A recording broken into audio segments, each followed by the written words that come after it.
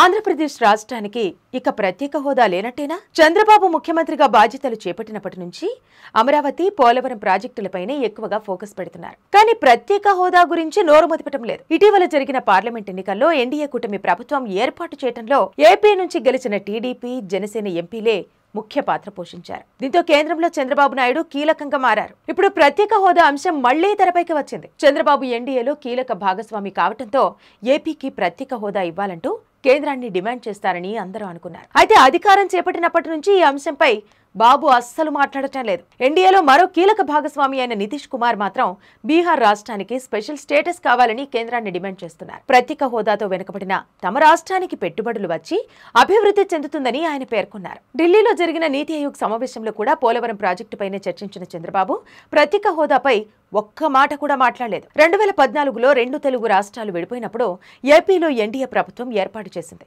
కష్టాల్లో ఉన్న ఏపీని అన్ని విధాలా ఆదుకుంటామని, ప్రత్యేక హోదా ఇస్తామని ప్రధాని మోదీ హామీ ఇచ్చారు. అయితే ప్రత్యేక హోదా ఇవ్వటం సాధ్యం కాదని, ఇందుకు బదులుగా ప్రత్యేక ప్యాకేజీ ఇస్తామని కేంద్రం చెప్పడంతో చంద్రబాబు ఒప్పుకున్నారు.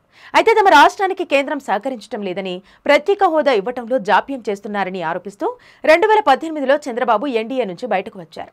ఢిల్లీలో దీక్షలు కూడా చేశారు.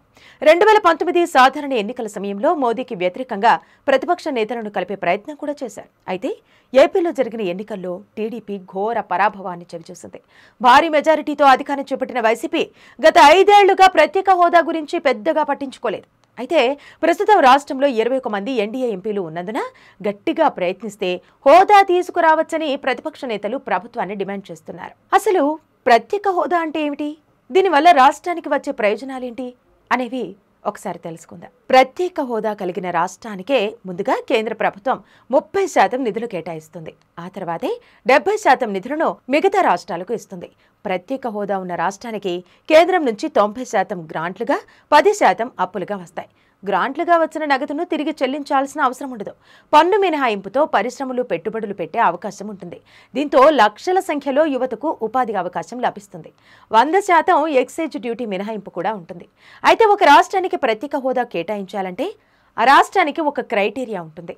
సరిహద్దు దేశాలతో బార్డర్ కలిగి ఉండటం, కొండలు, లోయలు అధికంగా ఉండటం, మౌలిక వసతులు సరిగ్గా లేకపోవటం, గిరిజనుల జనాభా ఎక్కువగా ఉండి జనసాంద్రత తక్కువగా ఉన్న రాష్ట్రాలకు ఈ హోదా కల్పిస్తారు.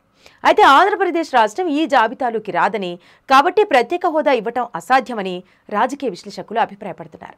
ప్రస్తుతం ఉత్తరాఖండ్, హిమాచల్ ప్రదేశ్, మణిపూర్, మేఘాలయ, మిజోరాం, అరుణాచల్ ప్రదేశ్, సిక్కిం రాష్ట్రాలు ప్రత్యేక హోదా కలిగి ఉన్నాయి. మరోవైపు బీహార్ రాష్ట్రానికి కూడా ప్రత్యేక హోదా కావాలని నితీష్ కుమార్ శతవిధాలుగా ప్రయత్నిస్తున్నారు.